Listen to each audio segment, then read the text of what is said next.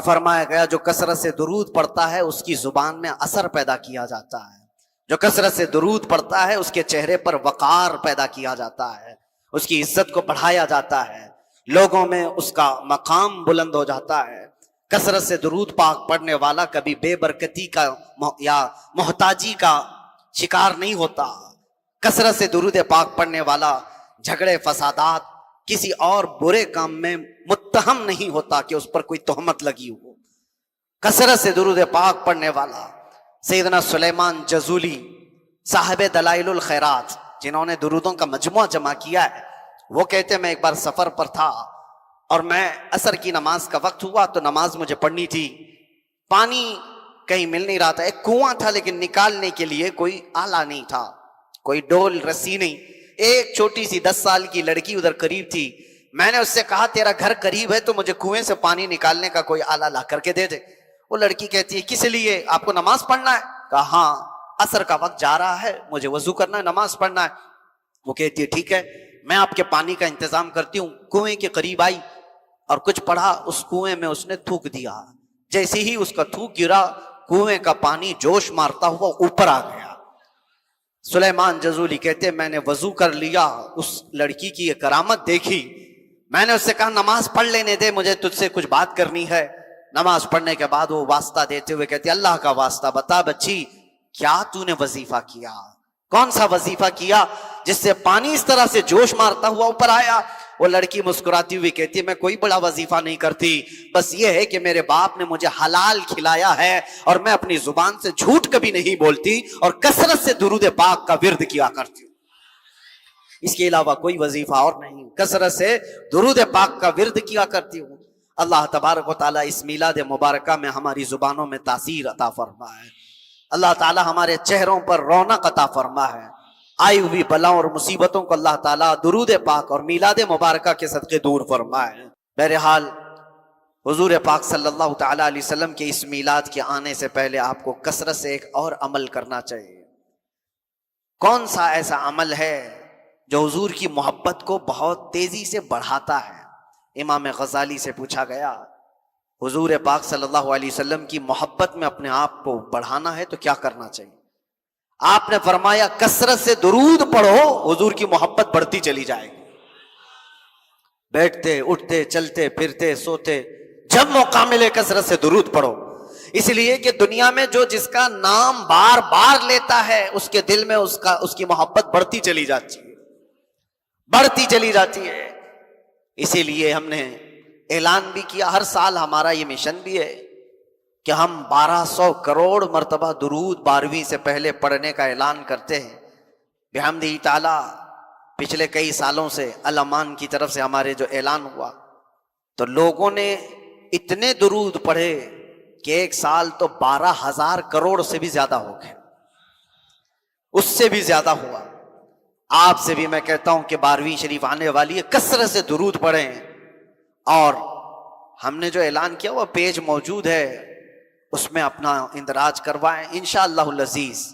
کل ہی آپ کا یہ فقیر مدینہ طیبہ حاضر ہوگا انشاءاللہ۔ انشاءاللہ کل میں سفر پر جاؤں گا اور جتنے لوگوں نے درود پاک پڑھا ہے وہ نذرانہ حضور کی بارگاہ میں ہم بنفس نفیس پیش کرنے کی سعادت حاصل کریں گے انشاءاللہ۔ عزیزان گرامی وقار، 12ویں مصطفیٰ کریم صلی اللہ تعالیٰ علیہ وسلم کی آنے سے پہلے ایک تمنا اور لے کر کے روزانہ جیا کرو کہ حضور کی ولادت کا دن ہے۔ جب عام لوگوں میں سے کسی کا برتھ ڈے ہوتا ہے تو خوشی کا دن ہی سمجھتے ہیں نا، لوگ خوشی کا دن ہی سمجھتے ہیں، دعائیں کرتے ہیں، یہ خوشی کا دن ہے۔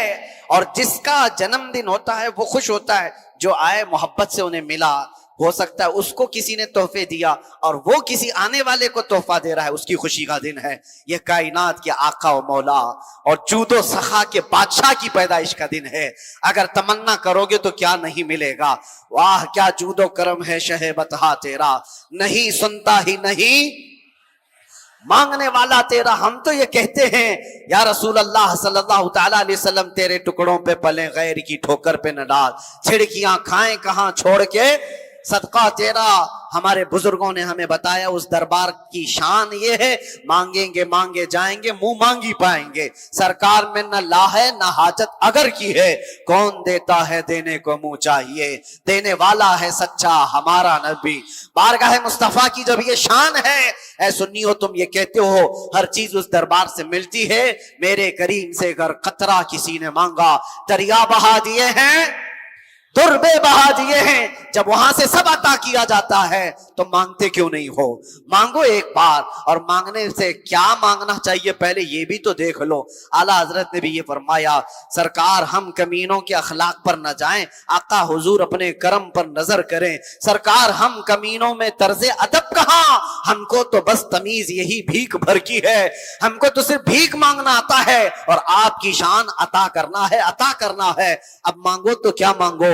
لوگوں نے بچے مانگے، بزنس مانگے، تجارت مانگی، اولاد، اپنے بھائی بہن، گھروں کی بیماریوں کی صحت و عافیت، شفا، بہت کچھ مانگا ہوگا، لیکن ایک عاشق رسول جب مانگتا ہے اسے 12ویں شریف میں کم از کم یہ مانگنا چاہیے، یا رسول اللہ سنا ہے آپ ہر عاشق کے گھر تشریف لاتے ہیں، سنا ہے آپ ہر عاشق کے گھر تشریف لاتے ہیں، میرے گھر میں بھی ہو جائے چراغا۔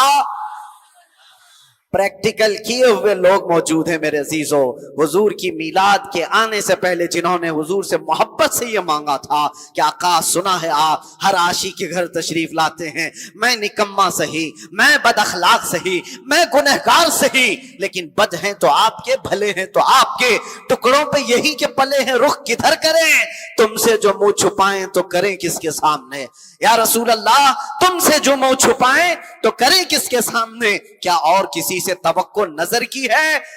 کون ہے جس کے دربار میں گنہگار بھی چھپتا ہے؟ آقا وہ صرف آپ کا دربار ہے، وہ صرف آپ کا دامن ہے، ڈھونڈا ہی کرے صدر قیامت کے سپاہی، وہ کس کو ملے جو تیرے دامن میں چھپا ہو۔ آتا ہے فقیروں پہ انہیں پیار کچھ ایسا، خود بھیک دیں اور خود کہیں منگتے کا بھلا ہو۔ منگتا تو ہے منگتا کوئی شاہوں میں دکھا دو، جس کو میرے سرکار سے ٹکڑا نہ ملا ہو، ہر کوئی وہاں سے پایا ہوا ہے۔ اے سنیو اب یہ موسم ہے مانگنے کا، اور مانگو تو حضور کی بارگاہ میں یہ مانگو، میرے آقا آؤ کہ مدت ہوئی ہے، میرے آقا آؤ کہ مدت ہوئی ہے، تیری راہ میں آنکھیاں بچھاتے بچھاتے، تیری یادوں میں، تیری حسرتوں میں بڑے دن ہو گئے گھر کو سجاتے سجاتے۔ اب ان لوگوں کو جواب دینا جو تمہاری لائٹنگ سے بھی پریشان ہیں، تمہارے جھنڈوں سے بھی پریشان ہیں، تمہارے ان کمکموں سے بھی پریشان ہیں، وہ یہ پوچھتے پوچھتے تھک گئے بیچارے، یہ جھنڈے کیوں لگا رہے ہو، یہ لائٹنگ کیوں کر رہے ہو؟ انہیں نہیں معلوم کہ ہر بندہ کسی کی آمد کے انتظار میں گھر کو سجاتا ہے، تمہیں کیا پتا، تم تو رسول کو مردہ مانتے ہو، ہمارا عقیدہ ہے تو زندہ ہے واللہ، تو زندہ ہے واللہ، تیری میری چشم عالم سے چھپ جانے والے میرے آقا آج بھی اپنی قبر انور میں زندہ ہیں، اور ہم سنی تو یہ مانتے ہیں وہ آئیں گے آتے ہوں گے، ابھی آئیں گے، وہ آئیں گے آتے ہوں گے، ابھی آئیں گے، یہی سوچ کے ہم نے محفل کو سجا رکھا ہے۔ ہوا کا موسم بتا رہا ہے، وہ زلف اپنی لہرا رہے ہیں، سواری طیبہ سے چل پڑی ہے، حضور تشریف لا رہے ہیں۔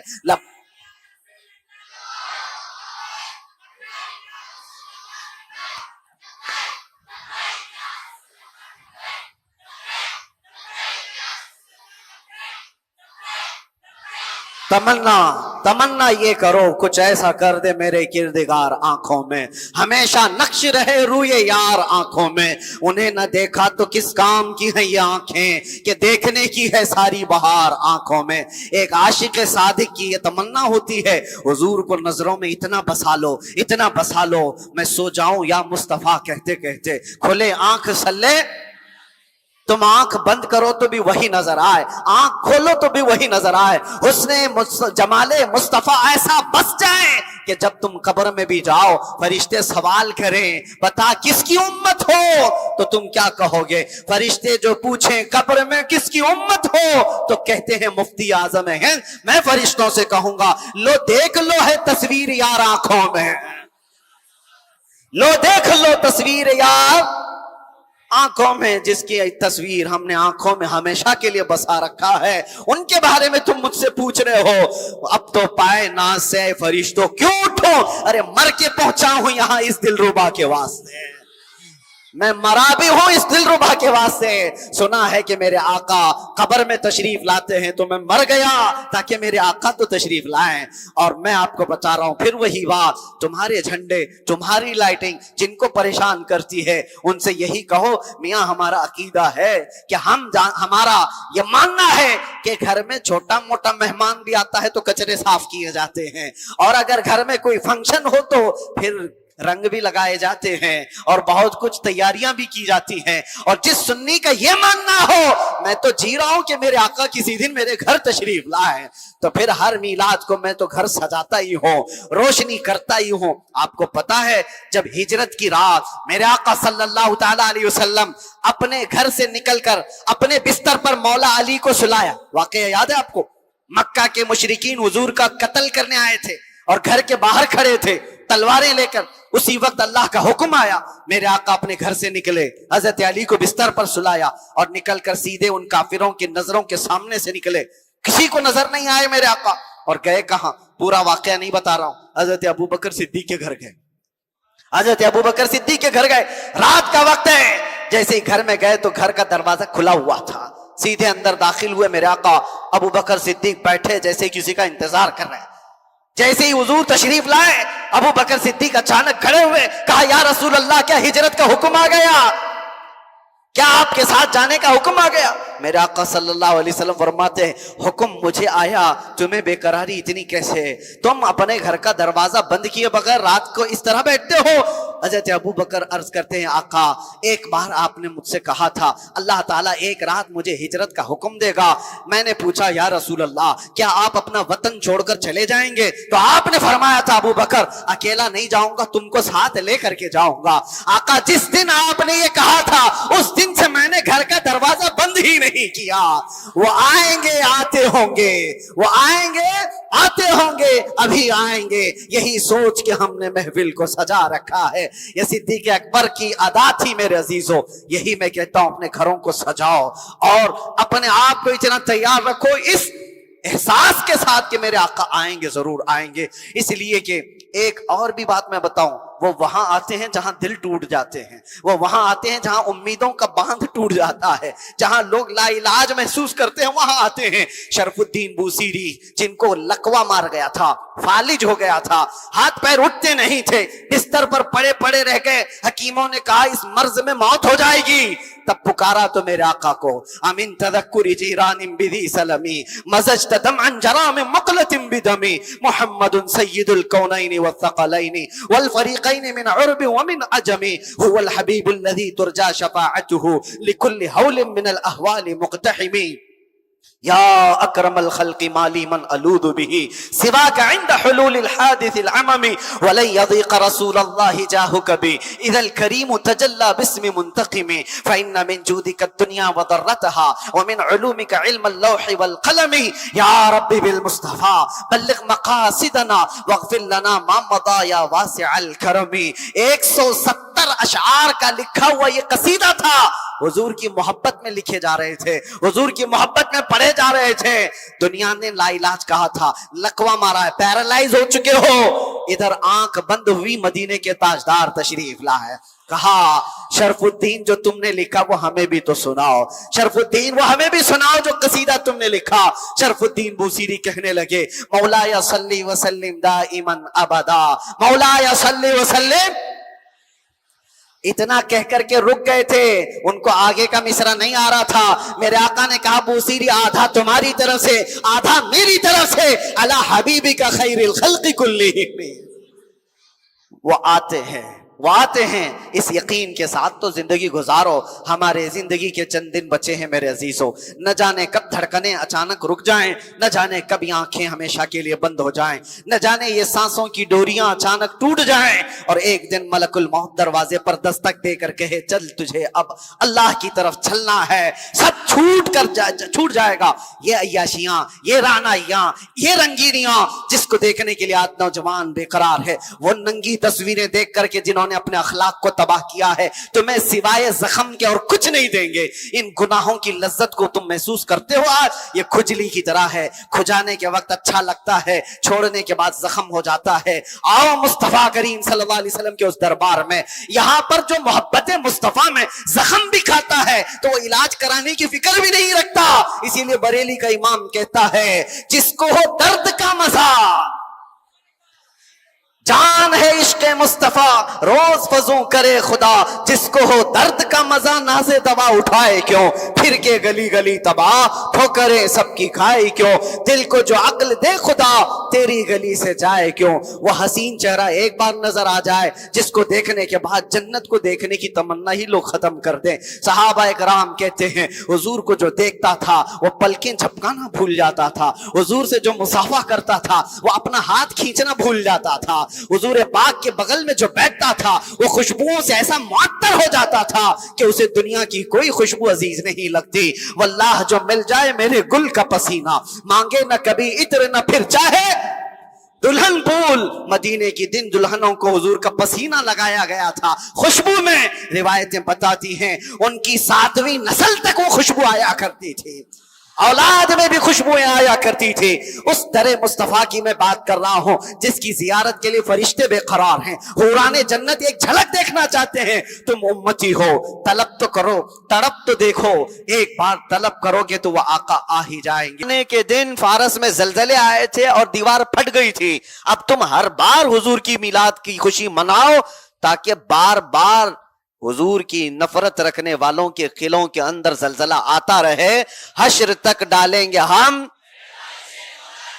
ہاں اس شعر کا یہی مطلب ہے, حشر تک ڈالیں گے ہم پیدائش مولا کی دھوم. ارے مثل فارس نجد کے قلعے گراتے جائیں گے.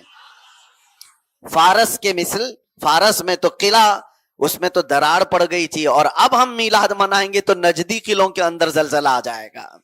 مثل فارس نجد کے قلعے گراتے جائیں گے, خاک ہو جائیں عدو جل کر مگر ہم تو رضا, دم میں جب تک دم ہے ذکر ان کا.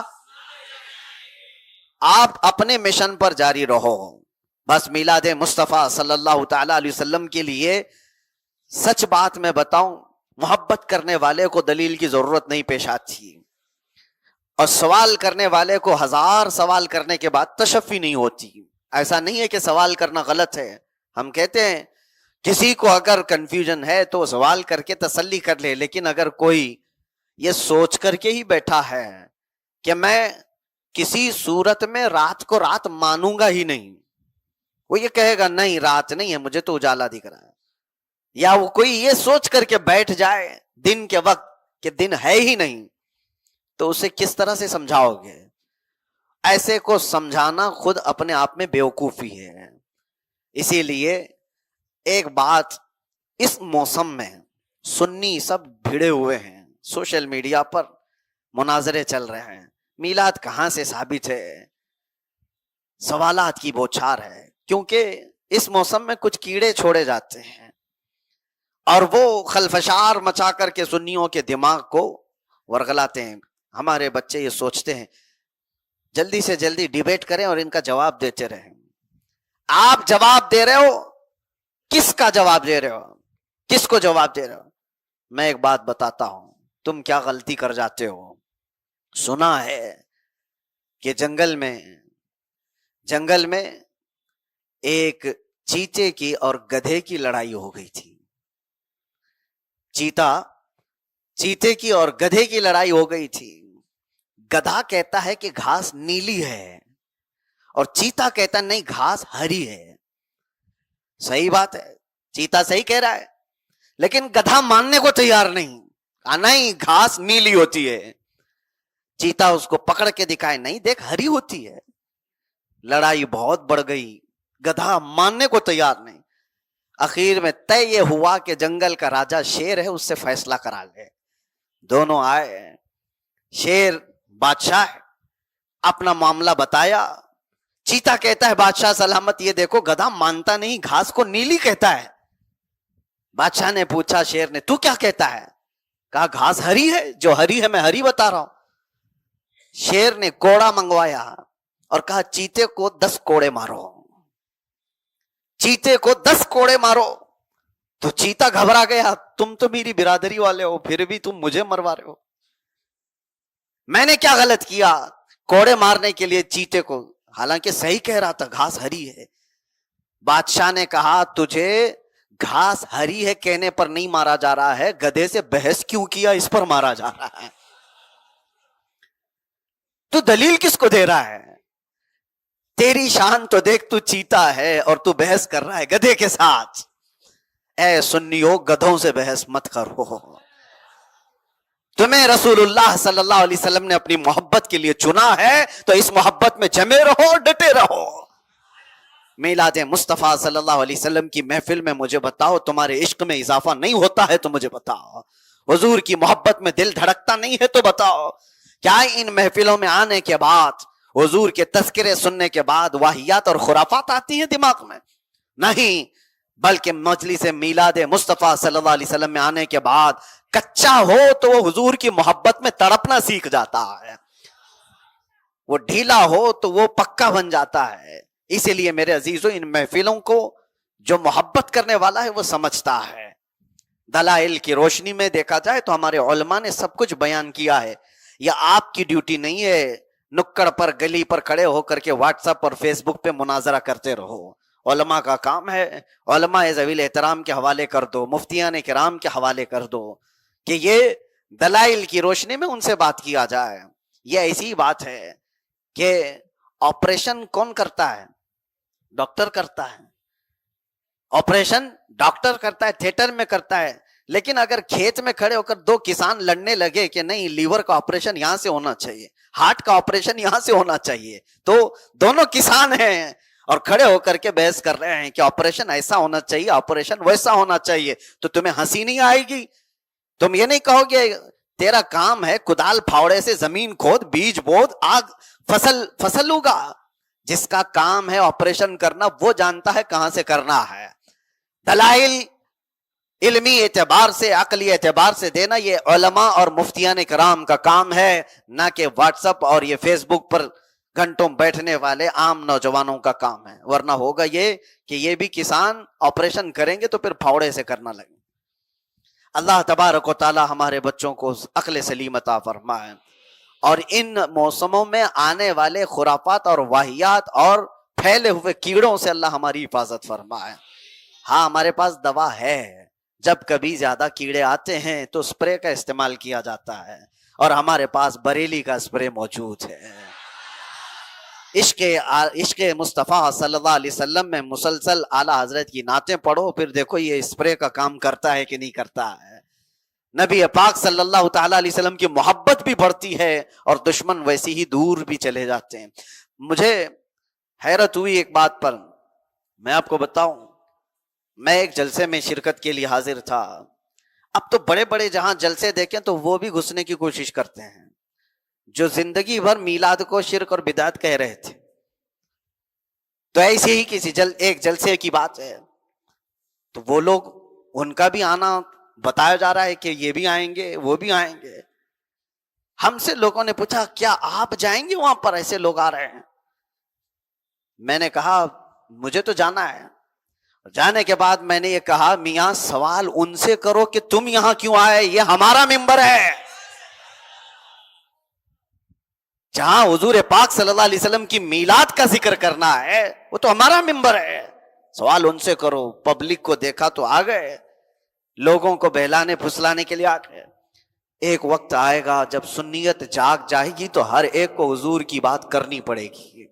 انہیں اگر لوگوں کا ہی تصور اور خیال ہے تو دیکھنا حضور پاک صلی اللہ تعالی علیہ وسلم کی میلاد کی باتیں وہ بھی کرنے لگ جائیں گے.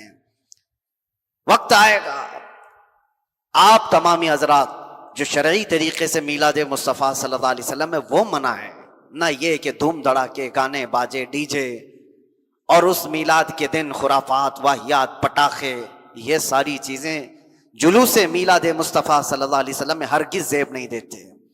نوجوانوں کو تو یہ چاہیے وہ اخلاق رسول میں ملبوس ہو کر کے ایسے نکلیں کہ دنیا دیکھ کر کے کہے 1400 سال بعد بھی غلامی کی گرمی ابھی بھی باقی ہے, غلامی کا اظہار کرنے کا ان کے پاس جذبہ آج بھی باقی ہے. وہ ایک دن تو ہے تم اظہار کرو کھل کر کے کہ میں نبی کا غلام ہوں، حضور کی سنتوں میں آؤ، نبی پاک صلی اللہ تعالی علیہ وسلم کے اخلاق کو عام کرو، ان کی حدیثوں کو عام کرو۔ جو کوئی تم سے ملے ملاقات کرے، چند حدیثوں کے پیغامات ٹرانسلیٹڈ ہی کیوں نہ ہو، عربی سے انگلش میں، کسی دوسری زبان میں، ہندی میں، مراٹھی میں، دوسروں تک پہنچاؤ اور بتاؤ کہ میرے نبی کے فرامین کیا تھے۔ اس لیے کہ میں نے دیکھا ہے آج کے دور میں بھی جو حضور پاک صلی اللہ علیہ وسلم پر انگلی اٹھا رہے ہیں، ان کا قصور یہ ہے کہ انہوں نے حضور کو پڑھا نہیں، انہوں نے صرف آپ کو دیکھا ہے۔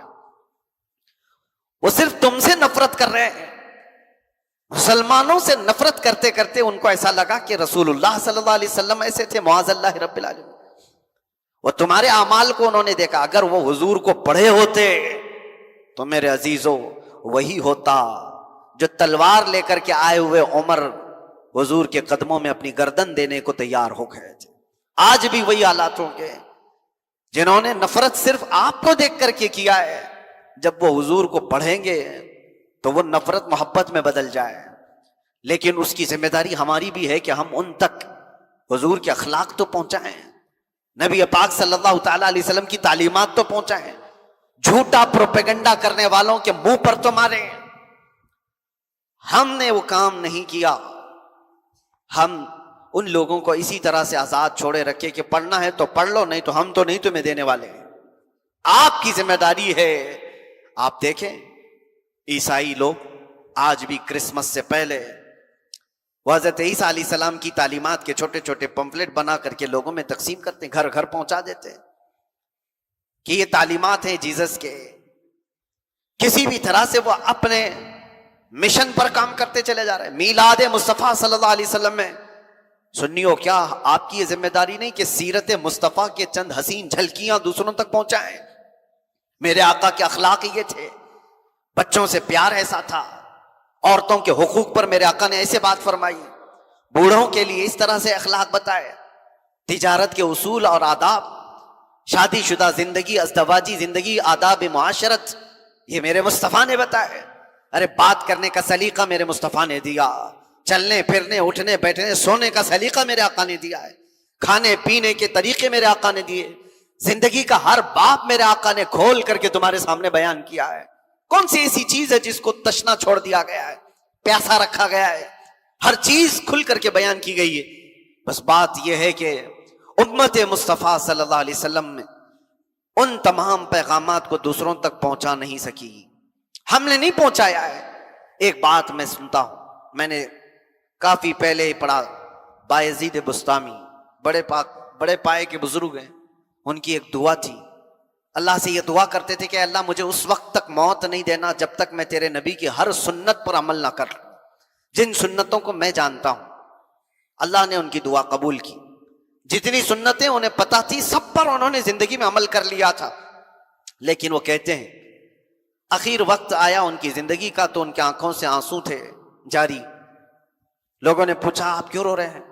کہا کہ میں نے دعا کی تھی اللہ سے کہ میں زندگی میں تیرے نبی کی ہر سنت پر عمل کر لوں جن کو میں جانتا ہوں، لیکن ایک سنت مجھ سے چھوٹی جا رہی ہے اور میری موت قریب آ رہی ہے، مجھے اس سنت پر عمل کا موقع نہیں ملا۔ لوگوں نے پوچھا وہ کون سی سنت ہے؟ تو آپ نے کہا میں نے حدیث میں پڑھا، ایک بار حضور اکرم صلی اللہ علیہ وسلم مسجد نبوی میں جا رہے تھے، اچانک فجر کے وقت ایک بچے کے رونے کی آواز آئی۔ حضور نے پوچھا یہ بچہ کہاں سے رو رہا ہے؟ لوگوں نے معلوم کرایا تو ایک یہودی کے گھر سے بچہ رو رہا تھا۔ حضور پاک صلی اللہ علیہ وسلم باہر آئے اور اس یہودی کے گھر گئے اور پوچھا کہ تیرا بچہ رو کیوں رہا ہے؟ اس نے کہا گھر میں اس کے اندھیرا اور بھوک لگی ہوئی ہے، میں فاقے سے۔ تو حضور پاک صلی اللہ علیہ وسلم نے اپنے گھر سے کھجور منگوائی اور نرم کر کے بچے کو کھلایا۔ بچے کے حلق میں جیسی ہی کھجور کی ذا پڑی، بچہ رونا بند کیا، مسکرایا۔ میرے آقا صلی اللہ علیہ وسلم بھی مسکرائے، وہ انیسے بے کساں تھے، چارہ سازے درد منداں تھے۔ تو حضور پاک صلی اللہ علیہ وسلم کی یہ ادا تھی۔ بایزید بستامی کہتے ہیں اس سنت پر عمل کا مجھے موقع نہیں ملا ابھی تک۔ ہوا یہ کہ زندگی کے ایام گزرتے گئے، ایک دن بایزید بسطامی کہتے ہیں فجر کی نماز میں وہ جا رہے تھے، اچانک ان کو بھی ایک بچے کے رونے کی آواز آئی۔ برسوں سے انتظار تھا، پوری طاقت جمع کی اور پلٹ گئے، پوچھا کہاں سے بچہ رو رہا ہے؟ لوگوں نے بتایا کہ فلاں گھر سے، جا کر کے دیکھا تو ایک عیسائی کا گھر تھا۔ پوچھا تیرا بچہ کیوں رو رہا ہے؟ کہا گھر میں اندھیرا ہے، روشنی نہیں ہے۔ تو آپ نے اپنے گھر سے چراغ منگوایا اور اس کے گھر میں روشنی کی، اور آپ نے بھی کھجور منگوائی اور بچے کو کھجور کھلایا۔ اس کا بچہ خاموش ہوا۔ وہ عیسائی پوچھتا ہے تم میرے گھر میں بچے کے رونے کی آواز سے کیوں اتنا بے قرار ہو؟ نہ تیرا اور میرا کوئی رشتہ ہے، ہمارا کوئی رشتہ نہیں، بچہ میرا رو رہا ہے، آپ کو کیوں بے قراری؟ بایزید بسطامی نے کہا ارے نادان، یہ میرا اپنا عمل نہیں، میرے نبی کی سنت پر عمل کرنے آیا ہوں، یہ میرے آقا کا عمل تھا۔ وہ عیسائی کہتا ہے اتنے صدیوں کے بعد غلاموں کے جب عمل کا یہ حال ہے تو پھر آقا کا حال کیا ہوگا؟ اس نبی رحمت صلی اللہ علیہ وسلم کی محبت کیسی ہوگی؟ بس یہ سنت پر عمل کا جذبہ تھا بایزید بسطامی کا، کہ جس کا بچہ رو رہا تھا اس کا بچہ چپ تو ہوا ہی، لیکن بچے کا باپ اسلام میں بھی داخل ہو گیا۔ عزیزان گرامی، حضور پاک صلی اللہ علیہ وسلم کے اخلاق اگر دوسروں تک پہنچائے ہوتے تو یہ انقلاب تو آتا۔ ایسا نہیں ہے کہ سب کٹھور دل ہیں، لوگوں کا دماغ بنایا گیا پروپیگنڈے کی ذریعے سے، ان کے دلوں میں کچھ شریر قسم کے فتین لوگوں نے نفرت ڈالی ہے۔ لیکن اگر اس نفرت کو ختم کرنا ہو تو آپ کو بھی تو محنت کرنی چاہیے، آپ پھیلائیں میرے مصطفیٰ کی سیرت کو، حضور پاک صلی اللہ تعالیٰ علیہ وسلم کے اخلاق کریمانہ کو۔ آج بھی دنیا محتاج ہے، دنیا کو یہ بتاؤ سب سے اعلیٰ اخلاق اس دنیا کو کس نے دیے ہیں؟ انگریزوں نے اس کا اعتراف کیا ہے، انگریزوں نے اس کو قبول کیا ہے کہ اس روئے زمین پر سب سے اعلیٰ اخلاق سب سے پہلے دینے والے محمد الرسول اللہ صلی اللہ تعالیٰ علیہ وسلم۔ دنیا آج اتنی ترقی پر آ گئی کہ ان تعلیمات کو چھپایا گیا اور اپنے نام سے پرچار کرنے لگ گئے کہ ہم ہیں لوگوں کو اخلاق سکھانے والے ہیں۔ یہ کیا اخلاق سکھاتی ہیں؟ جن کو پیشاب کا سلیقہ نہیں معلوم وہ اخلاق کیا سکھائیں؟ انہیں دنیا داری صرف اور صرف دولت اور سیاست اور تمکنت چاہیے، اخلاق تو میرے مصطفیٰ کے تھے، صحابہ کے تھے۔ آج میلاد مصطفیٰ صلی اللہ تعالیٰ علیہ وسلم میں آپ کی یہ ذمہ داری ہے کہ خود کو بھی ان اخلاق میں ڈھالو اور دوسروں تک ان اخلاق کا پیغام پہنچانے کی کوشش کرو۔ تمہارے عمل دوسروں تک پہنچا سکتے ہیں۔ 2 سال پہلے جن لوگوں نے مجھے اریسٹ کیا تھا بڑے دھوم دھام سے لے کر کے گئے تھے، اور بڑے بڑے ادھیکاری ہیں، آپ کی آنکھیں پھٹی رہ جائیں گی میں بتاؤں تو۔ انویسٹیگیشن چل رہا ہے، سب طرح سے ڈھونڈ کر نکالا گیا ہے کہاں سے کیا کیا ہے، تقریریں سب جمع ہیں، کلپیں سب جمع ہیں، کیا کیا بول کے آیا سب چیزیں، لیکن فوکس اس بات پر تھا کہ پیسہ کتنا جمع کیا ہے اس نے۔ سارے اکاؤنٹ چھان مارو، میرے آس پاس رشتہ دار سب کے اکاؤنٹ چھان مارو، باہر سے کوئی فنڈنگ تو نہیں آتی۔ بحمدہ تعالیٰ ہمارے اکاؤنٹ میں 5 روپے بھی باہر کا کسی کا آیا ہوا نہیں ہے، ہمارے پاس کوئی ایسی چیز نہیں۔ لیکن ایک بڑے آفیسر کو ایک بہت بڑی چیز مل گئی ہمارے موبائل سے، موبائل ان کے پاس تھا، توجہ سے سنیں، اور اس میں گروپس بنے ہوتے ہیں واٹس ایپ کے، ٹیلی گرام کا بھی گروپ تھا۔ وہ صاحب پکڑ کر کے لے آئے کہ آپ کی ایک چیز ملی ہے۔ کہا یہ جو آپ نے اناؤنس کیا ہوا ہے یہ 1200 کروڑ یہ کہاں ہے بتاؤ؟ آپ نے اعلان کیا ہے چندہ کیا ہے، یہ جو 1200 کروڑ آپ نے جمع کیا ہے وہ کہاں دبا کے رکھے ہو؟ پہلے تو میں ڈرا، میں 1200 کروڑ کہاں سے لایا؟ جب انہوں نے دکھایا تو مجھے لگا کہ جہالت یہاں تک بھی ہوتی ہے۔ اس پر مزید یہ کہ میں نے کہا صاحب یہ 1200 کروڑ درود ہے، تو وہ پوچھتے ہیں یہ کون سی کرنسی کا نام ہے، یہ کون سی کرنسی ہے؟ پھر میں دل ہی دل میں کہا یہ وہ کرنسی ہے جس کو تم نہیں پہنچ پاؤ گے، حقیقی کرنسی تو وہی ہے. حد ہو گئی. میں نے پھر سمجھایا کہ ہم اپنی زبان سے پڑھتے ہیں اللہم صلی علی سیدنا محمد، اس کو درود کہتے ہیں. اس طرح کے 1200 کروڑ مرتبہ جمع کرنے کا ہم نے عزم کیا تھا. وہ ہے یہ مشن. کہا اس طرح کاؤنٹ کر کے اس سے ملے گا کیا آپ کو؟ اتنے کروڑ آپ نے جمع کیا ہے اگر، تو آپ کو ملے گا کیا؟ ان کو لگا ہوگا کہ یوٹیوب یا پھر یہ ٹیلی گرام اتنے جمع کریں گے تو کچھ دے دیں گے. ہم نے کہا صاحب یہ کچھ نہیں دیتے، جن کے لیے ہم جمع کر رہے ہیں وہیں سے سب کچھ ملتا ہے. آج آپ سے بھی میں کہتا ہوں، پھر اب وہ تو ٹیلی گرام اور واٹس ایپ میں تھا، اب کھل کر کے کہتا ہوں 1200 کروڑ جمع کریں گے انشاءاللہ. کون سی کرنسی؟ درود پاک کی. درود پاک بارگاہ مصطفیٰ صلی اللہ تعالی علیہ وسلم میں پیش کرنے کی سعادت حاصل کریں گے انشاءاللہ. اور راز ہے، اگر کوئی یہ کہتا ہے کہ مسلمان مر گئے تو میرے عزیزوں آزمانے کا نسخہ یہ ہے کہ حضور کا تذکرہ اس کے سامنے کر کے دیکھو. اگر چہرہ کھل جاتا ہے تو ایمان ابھی باقی ہے. چہرہ کھلتا ہے تو ایمان ابھی باقی ہے. اسی لیے ہم نا امید نہیں ہوتے، ہم حوصلے کے ساتھ بات کرتے ہیں. لوگ کہتے ہیں آپ کی تعداد بہت کم ہے، آپ مائنورٹی میں ہیں، اقلیت میں ہے، بڑی بڑی باتیں نہ کریں. میرے عزیز یہی تو مصطفیٰ کی غلامی کا اثر ہے. جب ان کے قدموں میں کوئی آتا ہے تو بلال بھی قیصر و کسریٰ کو للکار سکتا ہے. حبشہ کے رہنے والے غلام بلال حبشی کے اندر بھی اتنا پاور آتا ہے کہ وہ قیصر اور کسریٰ کو للکار سکتا ہے. جب سیدنا عمر فاروق کہتے ہیں قیصر بھی ختم، کسریٰ بھی ختم، سلطنتیں ٹوٹ گئی. فتح ہو کر کے آنے کے بعد سیدنا عمر فاروق نے یہی کہا تھا، میں وہی عمر ہوں خطاب کا بیٹا جسے بچپن میں 2 بکریاں سنبھالنا نہیں آتا تھا، آج 6 ملکوں کو اکیلا سنبھالتا ہے، صرف اس لیے کہ قدم رسول کی برکت ہے.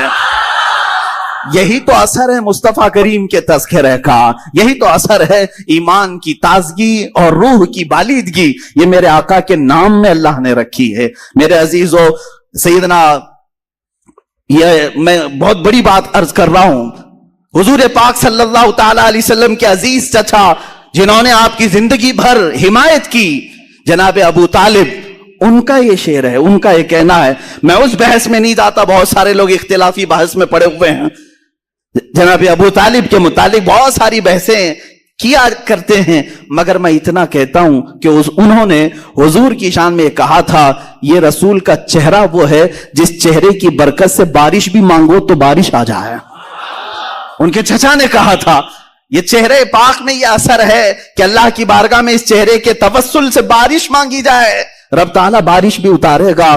اے میرے عزیزو تم اپنی قسمت پر کیوں نہ قربان جاؤ، اس رسول پاک کو اللہ نے تمہارے حصے میں عطا کیا ہے. یہی تو قرآن میں کہا لقد من اللہ علی المؤمنین اذ بعث فیہم رسولا من انفسہم. اس اللہ نے تم پر بہت بڑا احسان کیا ہے کہ تمہارے درمیان اپنے محبوب رسول کو پیدا کیا ہے. وہ اب تم پر عذابات نہیں ڈالتا.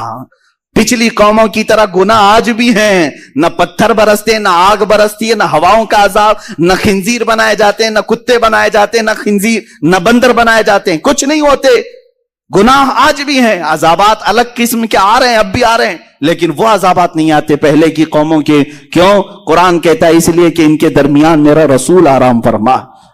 وَمَا كَانَ اللَّهُ لِيُعَذِّبَهُمْ وَأَنْتَ فِيهِمْ. اللہ وہ عذاب اب نہیں بھیجے گا اس لیے کہ تمہارے درمیان میرا رسول ہے. رسول پاک صلی اللہ تعالی علیہ وسلم کی برکت ہے. میرے عزیزو لوگ جو یہ کہتے ہیں کم ہیں تعداد میں، اقلیت میں ہے، مائنورٹی میں ہے، تبھی تو مزہ ہے سر چڑھ کے بولنے کا. زیادہ ہے، میجورٹی ہے تو تعداد پہ بھروسہ آ جاتا ہے، اسلحے پہ بھروسہ آ جاتا ہے، گھمنڈ اسباب پر آ جاتا ہے. کم ہو اور پھر حق بولو تو اللہ پر بھروسہ زیادہ ہوتا ہے. کم ہو اور کہیں سے کوئی طاقت تمہارے سپورٹ میں نہ ہو پھر بولو، مزہ بھی آتا ہے، پیچھے رسول پاک کی بیکنگ بھی ہوتی ہے اور اللہ کی عنایتیں بھی ہوتی ہیں. تم کس انتظار میں ہو؟ طاقت آئے تب بولیں گے، حکومت آئے تب بولیں گے. تب تو تم اپنی حکومت کے بل بوتے بولو گے جیسے آج یہ خنزیر چلاتے ہیں.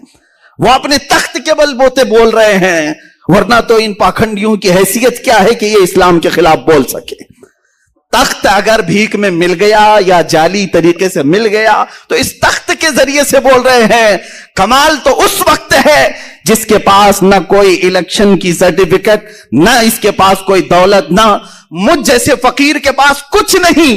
اگر میں بول سکتا ہوں تو صرف یہ نسبت رسول ہے. الحمدللہ مسلمان کو جو حق بولنے پر کوئی چیز آمادہ کرتی ہے تو وہ سیاست، حکومت، طاقت نہیں بلکہ محبت رسول آمادہ کرتی. تو ہر گھڑی ہر امتحان کے لیے تیار رہو. کبھی تمہارے ایمان کا امتحان، عقیدے اور عمل کا امتحان، اور کبھی تمہارے خواہشات پر کنٹرولنگ کا امتحان ہوتا رہے گا. آخری سانس تک تمہارے ساتھ امتحان ہوتا رہے گا اور تمہیں ہر گھڑی اس امتحان سے نکلتے رہنا ہوگا. بارشیں تو موسم کے ساتھ آتی ہیں، یہ اللہ تعالیٰ کی رحمت ہے. بارشوں میں جو جمع رہ جاتا ہے تب بھی بات اتنی ہی نہیں ہے کہ بارش میں کھڑا رہ گیا، جمع رہ گیا. میرے عزیزوں، کفار و مشرکین کی طرف سے آنے والی آندھیوں میں بھی اگر ایمان کے ساتھ کھڑا رہ گیا ہے تو اللہ کا ولی ہے، اس کو ولایت مل جائے گی، اللہ تبارک و تعالیٰ کا قرب ملے گا. ان آندھیوں میں استقامت کے ساتھ کھڑے رہنے والے کے لیے میں بات کر رہا ہوں. قرآن میں اللہ تعالیٰ نے تمہارے متعلق فرمایا کنتم خیر امت اخرجت للناس، تم سب سے بہترین امت ہو جو لوگوں میں نکالے گئے ہو. یعنی لوگوں میں، انسانوں میں سب سے بہترین امت اللہ نے اپنے حبیب کی اس امت کو بتایا. تمہارا لقب ہے یہ خیر امت. وجہ کیا ہے؟ تأمرون بالمعروف وتنہون عن المنکر، تم اچھائیوں کا حکم دیتے ہو اور برائیوں سے روکتے ہو. اللہ نے ہماری یہ صفت بیان کی ہے. وتؤمنون باللہ، اور تم اللہ کو بغیر دیکھے مانتے ہو.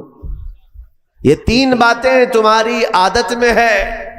تم لوگوں کو اچھائی کا حکم دیتے ہو، نمبر 2 برائیوں سے روکتے ہو، نمبر 3 اللہ کو بغیر دیکھے مانتے ہو. یہ تین چیزیں تمہارے اندر ہے یا نہیں آج تمہیں دیکھنا ہوگا. اپنے اندر جھانک کر دیکھو، کیا میں اچھائیوں کی بات کر رہا ہوں لوگوں کے ساتھ، یا لوگوں کو اچھائی کی طرف بلا رہا ہوں کہ نہیں بلا رہا ہوں؟ نہیں بلا رہے ہو تو پھر خیر امت کا تم حق ادا نہیں کر رہے ہو. برائیوں سے تم روکتے ہو یا نہیں روکتے ہو؟ اور اگر نہیں روک رہے، چھوڑ دیے زمانے کے حالات کے اعتبار سے، تم بھی یہ سوچنے لگ گئے کون یہ سب مصیبت پالے گا، کسی کو بولو تو برا لگ جاتا ہے، میں کیوں بولوں، میں اپنا اچھا ہو جاؤں. تم نے اگر برائیوں سے روکنا چھوڑ دیا ہے تو خیر امت کا حق ادا نہیں کر رہے ہو. یہ 2 باتیں آج تمہارے اندر ہونا ضروری ہے. عزیزان گرامی وقار، میں آپ کے سامنے ایک بات عرض کرتا ہوں. کئی لوگ انٹرویو میں بھی مجھ سے یہ پوچھتے رہے کہ ان حالات میں آپ علل اعلان اس طرح سخت باتیں کیوں کرتے ہیں. ایک بات یاد رکھو میرے عزیزو، حضور پاک کا ادنا غلام ہونے کی حیثیت سے ہم حق بات اسٹیج پر ہی نہیں، ظالم کی چھاتی پر چڑھ کر کے بھی بیان کریں گے. سبحان اللہ. کیونکہ ہمارے خمیر میں اللہ تبارک و تعالیٰ نے حق گوئی عطا کی ہے. حضور کا جو غلام ہوتا ہے وہ حالات سے ڈر کر حق بات کو چھپایا نہیں کرتا. مجھے ایک بات آپ بتاؤ، آپ مسلمان ہیں، اس بات پر آپ کو فخر ہے یا نہیں ہے؟ بے شک بے شک سب کو فخر ہے. جس بات پر ہمیں فخر ہے پھر بولنے پر بھی فخر ہونا چاہیے. بولنے پر بھی فخر ہو کہ میں مسلمان ہوں. اللہ رب العزت کا کروڑ احسان ہے کہ اس نے ہمیں اسلام میں پیدا کیا. اس نے ہماری پیشانیوں کو غیروں کے سامنے جھکنے سے بچایا ہے. اس رب العالمین نے ہمیں خالص پاکیزہ حلال چیزوں کا رزق عطا کیا ہے.